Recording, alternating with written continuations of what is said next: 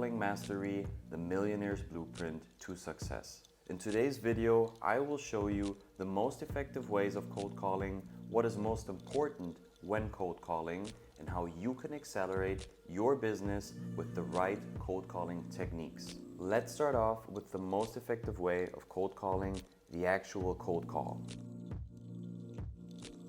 Now, what makes it so valuable? First of all, direct communication, because you're directly on the phone with your prospect. Number two, personal touch.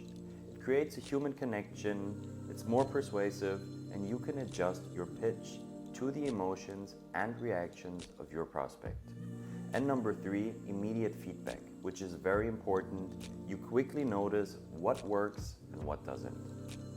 Now, let's start off with what you should keep in mind and what's important for a professional and effective cold call. First of all, preparation. You want to prepare on who you're speaking to, right? You never want to be caught up in a situation where the prospect asks you if you actually know what he or his business is actually doing. Because in this situation, if you do not know what they're actually doing and you're not prepared, you give them the feeling that you're definitely not capable of helping them, because they will ask themselves, well, if he doesn't really know what we're doing, how does he know how to help us? So it makes very much sense to prepare yourself for the cold call. Number two, script. Now, obviously, you shouldn't be reading out something, right? It shouldn't sound robotic, it should sound natural, but you do need a structure that you need to stick to, because the whole call will be way more professional, it will be way more easy for you to persuade your potential client to buy your product or your service. Then you need a very strong opening, right? You want to start off with a clear and concise introduction. Explain to your prospect the reason why you call them today, definitely within the first few seconds, right? Lots of times people tend to tell them, their prospects, my name is, I've done this in the past and this, and now we're doing this. They don't care. They care about the reason why you call them. They care about results. And that's the next point we're heading over to, value proposition. You don't want to tell them too much about your service and what you can do for them. The important is the result. They don't care what your step-by-step business is and what exactly you do. They care about the result you can achieve for them. Tell them exactly what the value is of your service. The next step is handle objections. Lots of times people will face situations like, well, yeah, it sounds interesting, but your competitors are cheaper and your price is very expensive.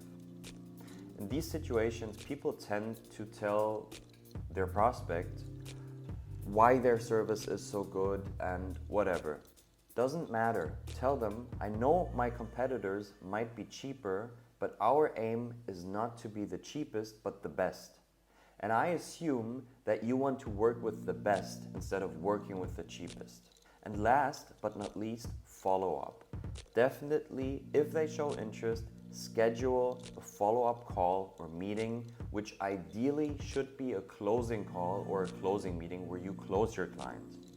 If not, if your prospect does not show interest and does not want to have a follow-up call or meeting or whatever, it's okay, respect that, but ask questions, because this is something where you get value of. This is something you can learn from.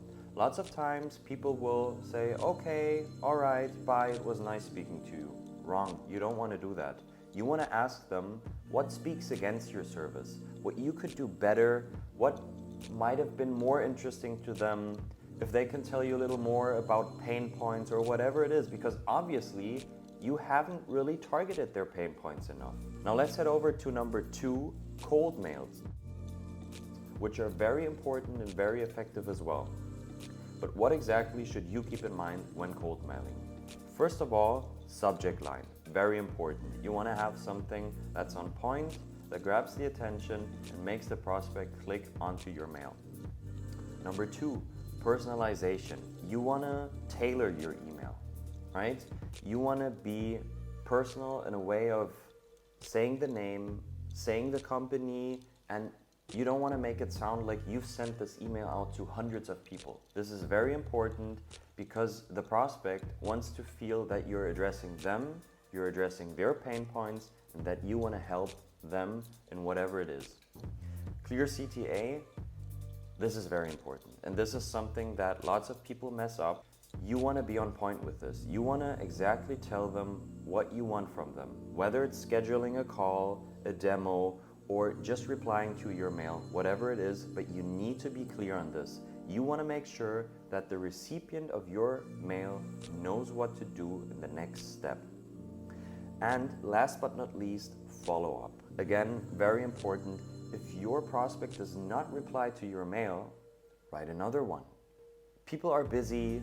People might not see your email. It might be in their spam, whatever it is. Write another mail. Try to stay in their head. That's just the way to go, right? Let's head over to social media.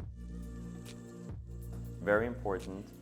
And what you should keep in mind when approaching potential prospects, potential clients with social media, start off with engaging. Before reaching out to them, engage with their content. Like their content, comment, share, grab their attention. Direct messaging, again, like with the mails, send personalized messages, that's very important. Number 3, content sharing. You need to post content. And I cannot say this often enough. Post content on a regular basis, showing the value of your service or your product. Your prospect is probably gonna go onto your page and they will probably check out your pictures, videos, reels you post. You wanna have something attention grabbing, and you wanna have something that shows your prospects the value of your product or your service. And then groups. Speak to people of your niche, people who are in the same business, check out their followers, because in the end, the followers of these people are exactly the people who might be interested in your service or product. And last but not least, LinkedIn. LinkedIn is so valuable because you can reach pretty much everyone. Every CEO, every CTO, every vice president, any head of sales or whoever it is, you can reach them with LinkedIn. So what do you want to keep in mind when using LinkedIn? First of all, profile optimization. Your profile needs to look professional. They are definitely going to check out your profile when you connect, when you message them. Number 2, LinkedIn articles. You should definitely publish on a regular basis. You want to interact with other articles people publish, you want to like, you want to comment, but you need to get content out there. Something about your business, something about the industry, and last but not least, network. And in the end, that's what LinkedIn is there for. Connect to people. Connect to second and third degree connections of your connections. Like I said, interact with other users, message them. They might not be your potential client, but they might know your potential client. These are definitely the most effective and most important ways of cold calling your potential clients. Focus on these points. You will highly improve your cold calling game and close a lot more customers. I would highly appreciate if you like, comment, and subscribe to my channel, and I will see you next time. My name is David Steffen. Thank you very much for your attention.